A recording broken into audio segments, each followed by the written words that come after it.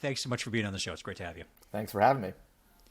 Why don't you tell everybody a little bit about your unique experience and kind of where you're at today in the hospitality industry? Because I'm really excited for this conversation. Sure. Yeah. Thanks. I own a very unique company. I own two unique companies, actually.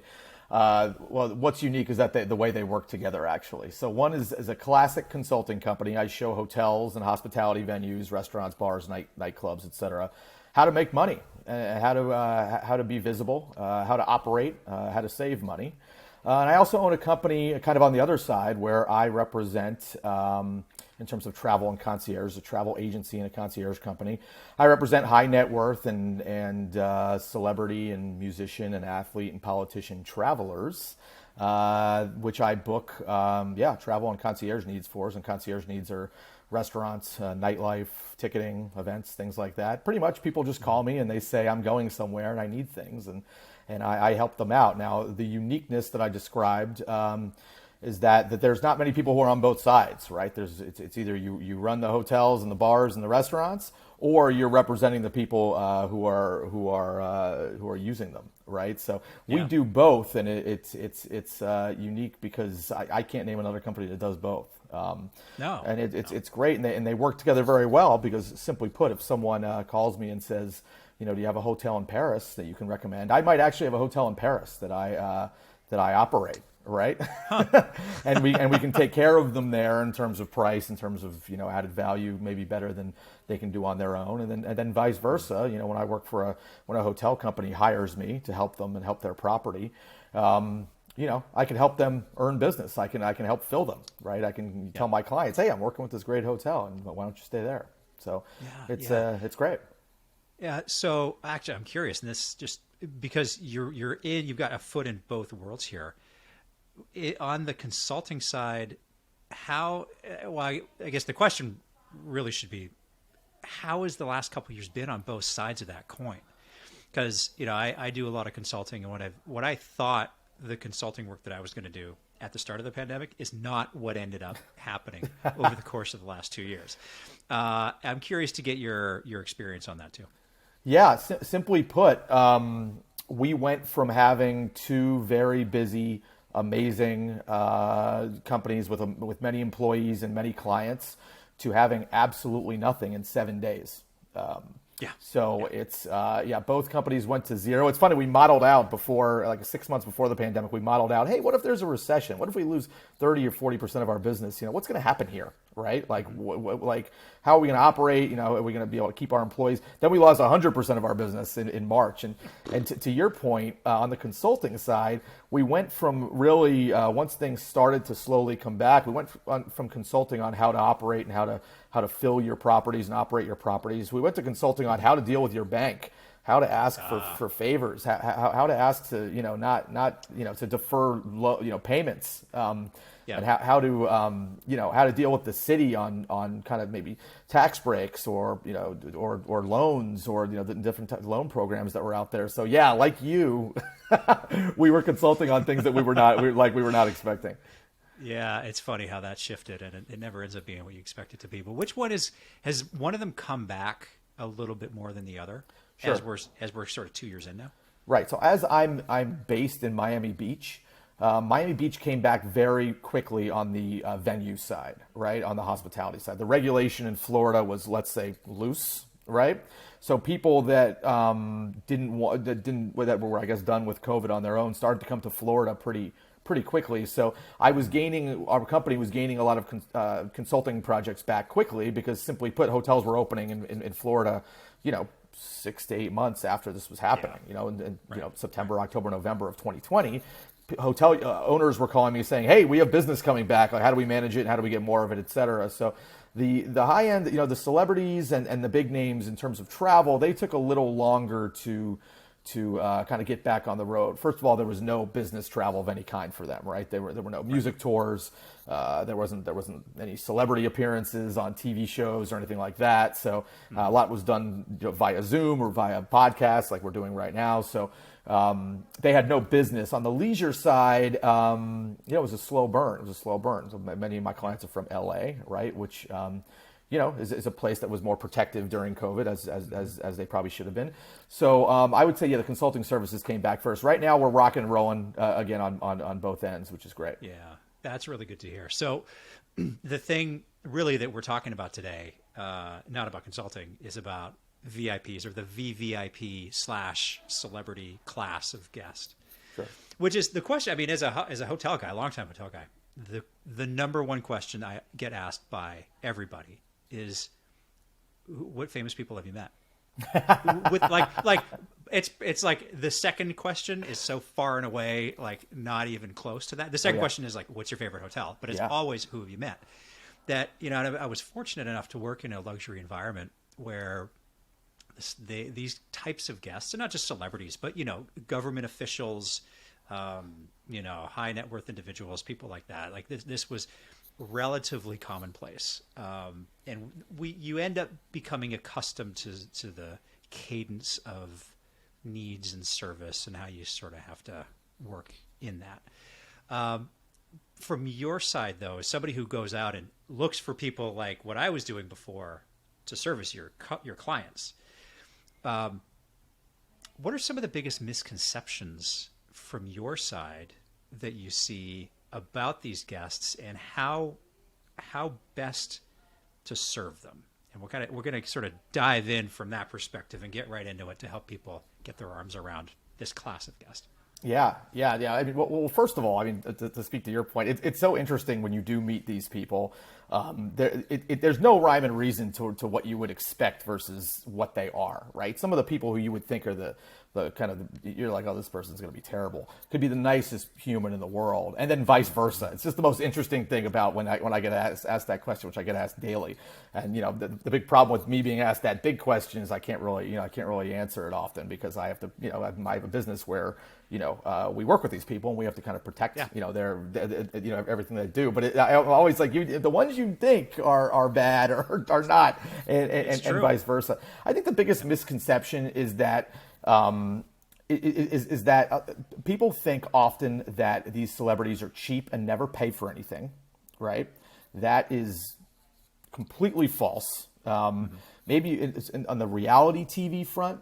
There's names that there are a lot of people who don't think they need to pay for things, or maybe on the influencer front, people like to exchange kind of who they are and what they do online for freebies. But so the big names that we work with, again, athletes, politicians, musicians, and movie stars and TV stars, they're happy to pay. They are happy to pay, and they spend good money. So a lot of people tell me, oh, these people live their whole lives for free. Not true at all. Not true at all.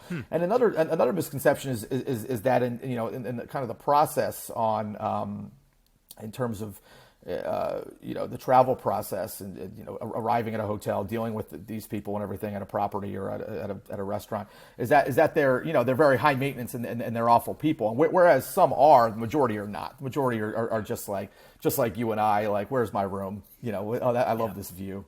Can I get some room service? So it's a lot less flashy than one might think, and a lot less glamorous than one might think. And these people want the same things as all other travelers in general. Now I know we're gonna hopefully speak about some things that that they don't want that's like that. But I think that people generally think negative things about big names in terms of the travel process. They think they're cheap. They think they're jerks. They think that they're super high maintenance and there's no dealing with them. And it's that stuff all exists, but that stuff is the minority of celebrity travelers in my opinion.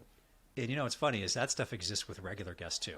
Totally. That's exactly. And I mean, honestly, like sometimes the more regular loyalty program guests, those platinum level, whatever your program is, sure, can be worse. Yeah.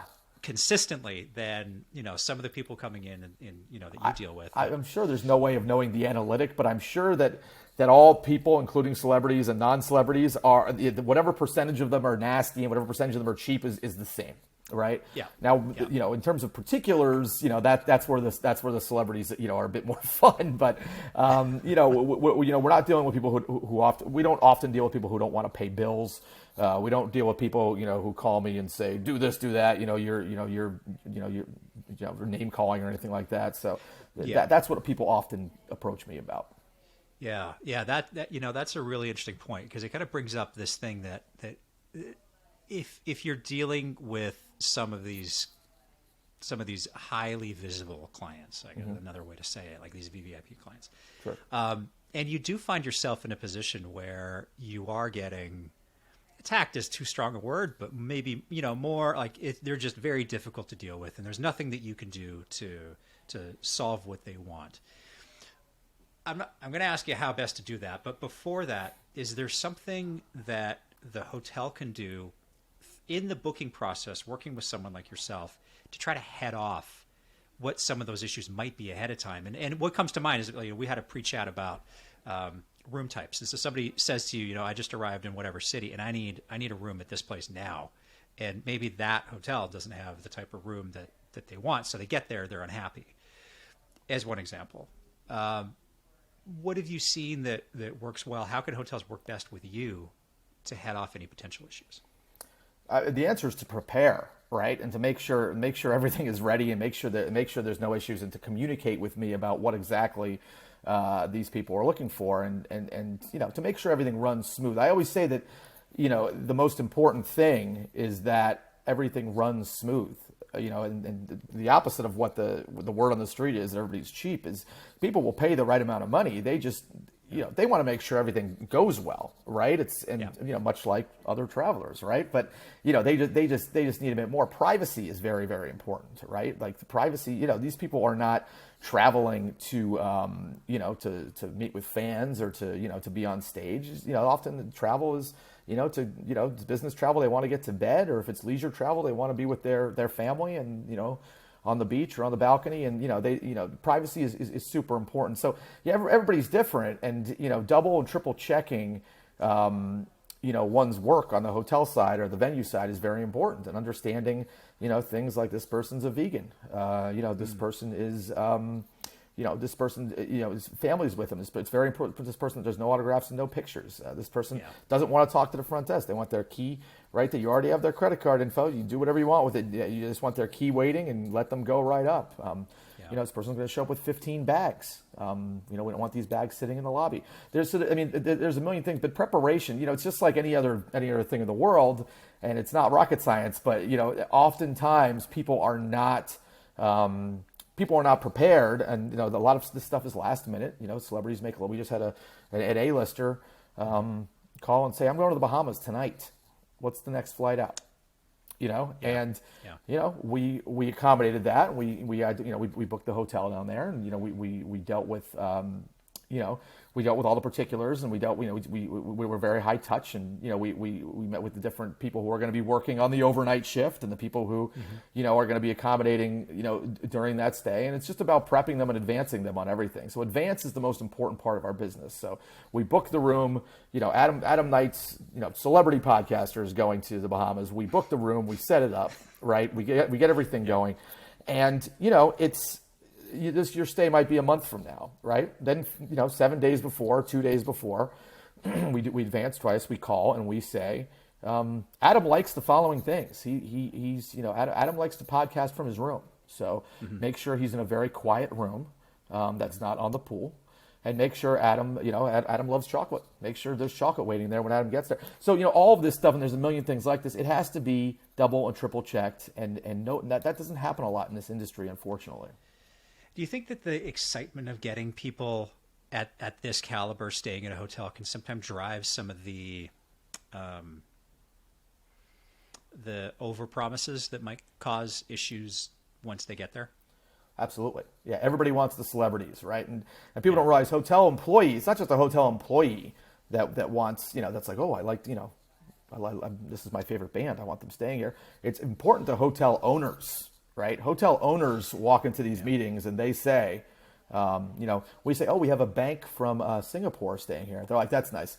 they're like, and we have this, we have Pearl Jam, and they're like, whoa, Pearl Jam. And then the owners, I always like to say real estate people open hotels, because real estate people don't have a lot to talk about at cocktail parties. So they open hotels, right? And now they're like, oh, we have Pearl Jam this week, So it's very important. And the celebrity stuff goes all the way to the top. And the entertainment sales manager at a hotel, the person who's in charge of dealing with these people, is often the most popular person amongst ownership and hotel executives, because they attract and network within the celebrity world and make the hotel look good overall. And so yes, sorry, the answer to your question, I digress. The answer to your question is that I mean, people will do what it takes to get these people in. Yeah, we can do that. No problem. We have this, we have that, and instead of under promising and over delivering, which is what we're supposed to do in this business, we call it we used to call it sell the dream, service the nightmare. Right, exactly. It's funny because I worked at Dream Hotels for 10 years, so that's a whole other meaning to me. But yeah,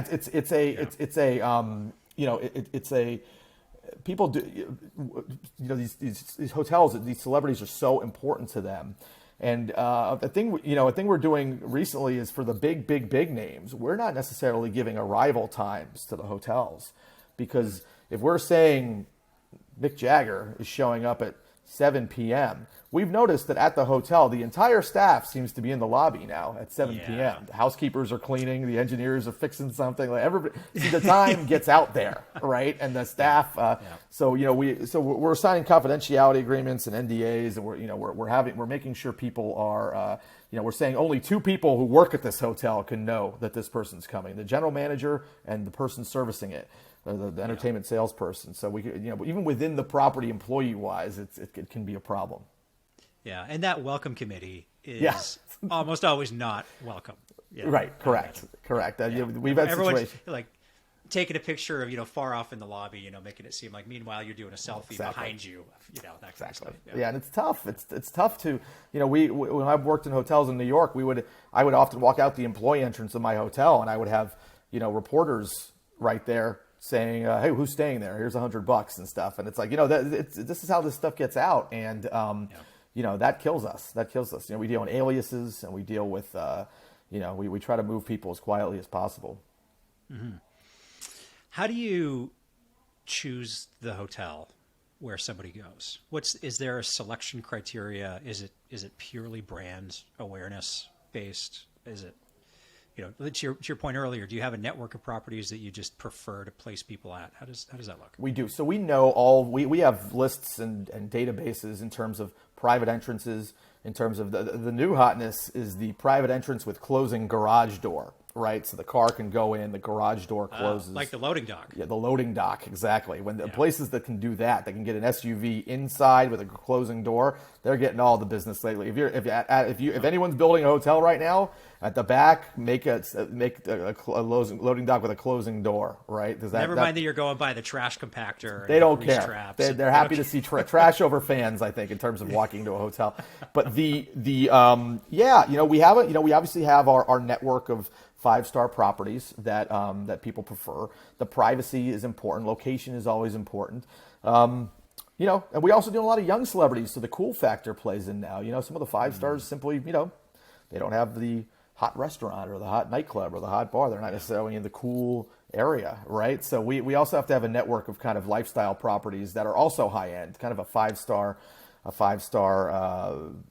luxury lifestyle, they call it, right? Which is not necessarily where, with the flowers in the lobby, it's a very high end, obviously, 4.5, 5-star lifestyle property. So we have that network, we have the database. We have often contacts at all of these places. The big brands like your Ritz's and Four Seasons companies like it, they've hired a person to deal with us, the people who book the celebrities globally, right? So usually a person on property we don't have to deal with, which is really great. But and it's funny. Sometimes they'll call and they'll say, "Why are you putting us at the Four Seasons? There's a Hilton Garden Inn across the street." We'll be like, "Oh, you'll stay in a Hilton Garden Inn?" Like sometimes location people want to, just like anyone else, the rest of us. Some people location wise want to be as close as possible and are willing to stay in a room with 2 beds at the Hilton Garden Inn. Go figure. Isn't that interesting? Go figure. Yeah, there's a misconception for you right totally, there. Totally. If somebody's got an independent hotel, not a strong brand name behind them, is there something that they can do to be considered amongst, with a company like yours? Like how would you go about if you just built this great new luxury, air quote, luxury lifestyle hotel and you're trying to break into this? How do you do it? First of all, you would be entertainment friendly, officially entertainment friendly, which means a couple of things, right? Which means it has a lot of the things we've already mentioned: a dedicated person who handles these people, some kind of private entrance situation, not necessarily the closing door; those are tough, but some kind of private entrance situation, a large format suite, right? A room off the large format suite for an assistant or a nanny, right? Very loose contracting restrictions. Celebrity business is very last minute, lots of changes. These people can't sign their lives away, meaning, you keep our money no matter what. They might call the day before and say, we can't come, we'll be back, but we can't come this time. So all of that kind of qualifies as entertainment friendly, right? Once you're entertainment friendly, right, you network, you have your executives and your sales and marketing people network and market in the world of people that, not only the celebrities and the assistants and the managers and the publicists and the agents themselves, but also the people like me. We have, I get called by an entertainment person from a independent hotel every day.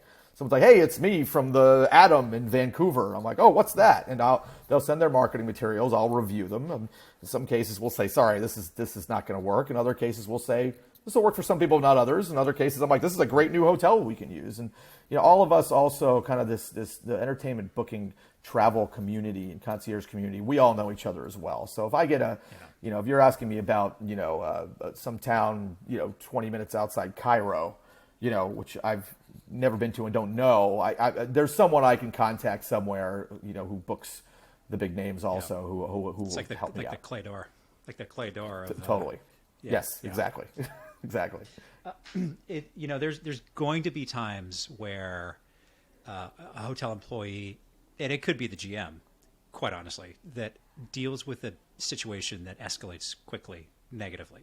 And, that could be anything. I mean, it could be because of anything, but it could go in so many different directions. If somebody is faced with a high net worth, high value guest like this, and things go off the rails, how should they approach this here? Is there like another level of like kid gloves? I hate to use that term, but like, should you be more accommodating? Should you sort of stick to your knitting with how your hotel operates? Should they involve you? What's the game plan? Yeah. So usually, on the hotel side, we're dealing with somebody who works for them and not them. It's very rare that a talent of any kind will let us have it directly. It's happened. It happens. It certainly happens. But usually we're getting a call from an assistant or a manager or a publicist or whoever, right? Saying, yeah. But they're just a pass-through. Right. Yeah, they're correct. Yeah. But I mean, the answer to your question is I think a hotel will tell you that all guests are the same. All guests are treated equal. But, people who can hurt us publicly, we're going to pay a little more attention to, right? Anybody who could send out a tweet saying, this hotel did something bad or this hotel is, et cetera, or anyone who has influence in that community. Hollywood and especially the music community or in the athlete community are very tight knit, right? And so nothing even has to be public. If an athlete goes back to a team and says, this has happened here and it's happened, then the whole, you're not getting anybody, right? So, so, we do all that we can, to diffuse and to help out. It's interesting because most people, when they're mad at hotels, they want free stuff, right?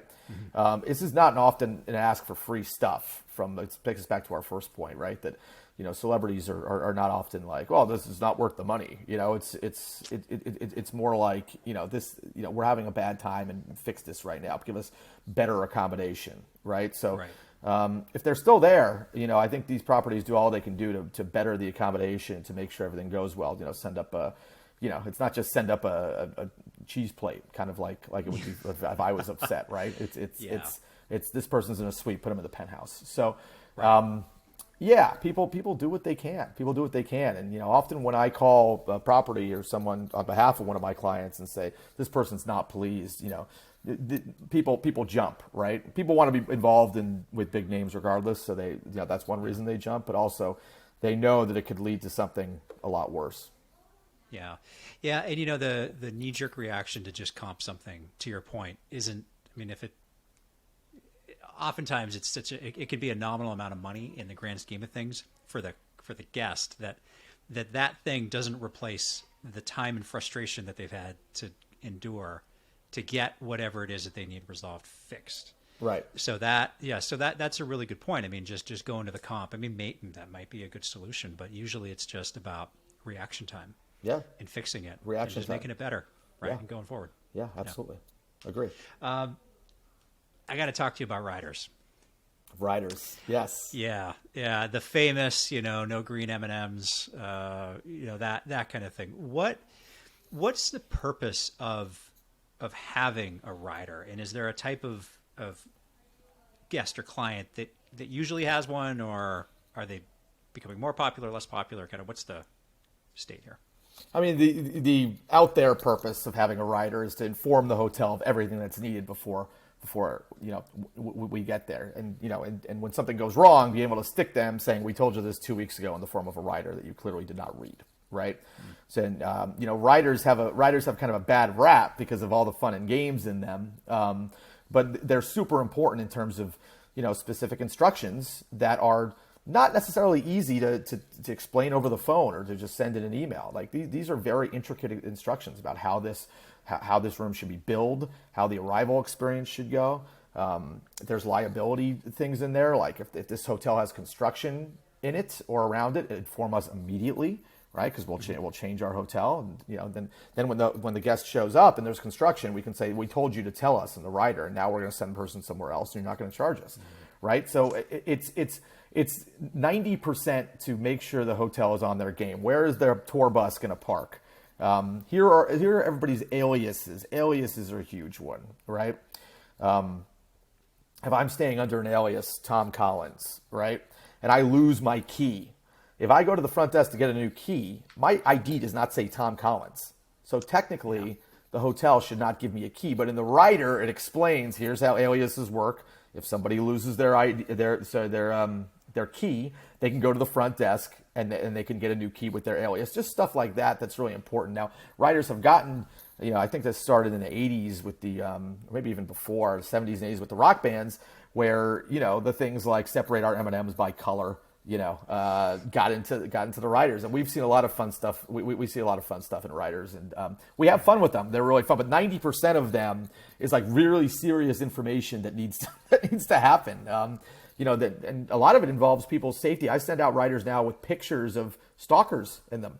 But like this, oh, wow. I'd say this girl has 3 very serious stalkers. Here's pictures of them. Share these with the security team. If this person's seen on property, tell everybody immediately and the police and stuff like that. So the rider, it's funny because the riders, everyone thinks kind of the riders are all fun and games, and there is some of that, but there's also very, very serious safety safety and important service features that are inside of them that you have. We make people sign our riders now because we found that people weren't reading them and start to finish. Oh, wow. So we make people initial every page and sign them and return them. And the riders are a bit, especially for when we do music tours. When we do music tours, we have 50 people or 100 people that are in 40 cities and 60 nights, and they want to get into their room, go to sleep, wake up, get on their bus and leave, and they don't want to talk to anybody, and they don't want to put out any credit cards, they don't want to sign any registration cards, they don't want to deal with parking nonsense, they don't want to have problems getting their bags up to their room, they don't want if they want a snack, they want it waiting in their room already, and whatever it is. And people have very specific dietary restrictions and habits now, and they just want this all taken care of in one snap. And and like we said, no rhyme and reason before. There's no rhyme and reason to who reads the rider and who doesn't, right? Yeah. You might have a 3-star hotel that nailed it and a 5-star hotel that clearly didn't even look at it. Yeah, and I mean, logistically, your music example, logistically on the back end, it's easy. The hotels, of course, are going to be very myopic in how they look at it. It's like, it's what we need to do today for the guest that's in the house right now. But from your perspective, you got to get them from here to here to here to here for 60 days. Yep. And the logistics of that, I can only imagine, are unbelievably complicated. They're unbelievably complicated, and it's the type of situation where a mistake ruins everything. Like they show up somewhere at 3 a.m. and the hotel's not ready for them. It's the end of the world. I get fired, right? Like it's so that's why everything has to be double and triple checked, as we mentioned. That's why the rider has to be signed and autographed and ready. And that's if there's no bus parking spot, and the bus shows up at 3 a.m, that driver is required to sleep a certain amount of hours per day before he's allowed to drive again. And the band can't even go to the next city. So they're going to miss their concert if the bus parking spot's not by law, right? So there's a million things like that nobody knows. So it takes a little bit of a. I always say what we do is not rocket science. There's no, we're not curing cancer here. There's no real science to it. However, it takes being on top of a lot of things at once, and that type of multitasker who can have 50 things thrown at them at once. That's all this job really takes. Does the kind of the fun and games, as you say in the rider, does that having those in there in some way ensure that the more serious things get read if you know that the nitty gritty sort of silly things are taken care of? Is that a bit of a check and balance? Yeah, that's exactly what it is. Yeah. So it's so we separate, I mean, when the hotels I've managed, we separate M&Ms by color, right? And, I think that's kind of why, like you said, I think that's, it's maybe intended as a check and balance, like you said, by some of these acts. Some people are just being ridiculous, right? Some people will say, 3 blondes and 4 brunettes and everything in the room. It's obviously a joke, right? But then people that want, green M&Ms separated by color, and we do it, they're like, okay, these people read the rider and they're on their game. Yeah. So I would agree. Yeah, I think it's a bit of a check and balance. Good point. Is there any training or style of service? And we've talked about this a little bit here, but as you've interacted with some of the best hotels in the world in placing your clients, is there a common theme or a common practice that some of those properties do that either make the job easier, service the guest better, or ensures that they can kind of remain at the top of a recommendation list when somebody's coming into town? Right. So, I mean, the main thing that's happening is that there are not companies, but people that are specifically very good at this, right? There are VIP sales representatives and entertainment salespeople who are excellent, right? And they get hired and paid, and they move around, right? And they get hired by the hotels that want this type of business, right? And they understand, they have a playbook, right? That I don't understand why brands. I think the problem is that hotels are individually owned, right? They're not, although there's franchise and licensing deals, and take a brand like Four Seasons. The Four Seasons are, if there's 50 of them, they're owned by 30 different companies, right? Right. So their philosophies per hotel are going to be different. Their rules per hotel are going to be different. The way they operate, everything, the people they hire, everything's going to be different. Although the brand is there, and the brand's very consistent and unique and amazing and well done. Things like the way they contract and take deposits, let's say, are going to be different per ownership, right? So instead of having a brand-wide playbook, what these companies do is they hire the best entertainment people who have the best connections. They call me right away. I'm now at the Ritz in Denver, and then those people specifically know A, how to attract these people, B, how to service them, and C, how to present the hotel in an, again, entertainment friendly way, right? Which causes this business to double immediately, right? Like we trust these entertainment salespeople who understand just exactly what you're saying, how to contract, how to handle the arrival, how to not tell everybody on the staff, right? Yeah. How to read through the rider, sign it, and come through on everything on the all the terms on it, right? And so we follow people. We find that these entertainment sales managers, which is what I did before I got into this, are really the kind of the one thing that's consistent. I'd say within these properties. So when a new property opens, a luxury property in Miami, where I am, right? That luxury property is going to identify one of the 3 people who are amazing at this in town and overpay them, right? And bring overpay, meaning versus what they were making before, and bring them on, and that property is going to achieve this kind of celebrity and talent business immediately. Yeah. No, I think that's a really good point. I mean, it comes down to the sales manager, and I'm sure all the entertainment sales managers are going to love hearing you say that. Yeah. Well, sure. I'm a former one, so I'm a bit biased as well. But yeah, it's and it works. I've hired, we've had hotels that I've worked with where we're, not doing an entertainment business. We hire the right person. Nothing changed except for that person, And that person comes in, and then day 3, we have some huge name checking in, and it's just, it's your classic relationship and connections thing, right? Like just like anything else in the world. Completely. Okay, so the hit list: read the rider, be communicative and responsive, and don't take pretend selfies. Anything else? Right. Yeah, just act like you've been there before. Act like you've been there before. It's the whole, Chris Farley. Remember that concert? That was awesome. Like, they don't want to hear that. Like, they want to be treated like regular people and shown to their room and accommodated. And they'll be back. They're just as loyal as anyone else. So it's I think that attracting and this kind of business takes a specific strategy and playbook. But again, there's no rocket science here. Love it. Rob, if anybody wants to learn more about you or what you're doing, where should they go? Yeah, rdbvip.com is my website. Or give me a call. Sounds good. It'll be linked in the show notes. Rob, this was a lot of fun. You brought me back to a lot of experiences. I appreciate the conversation. Thanks so much.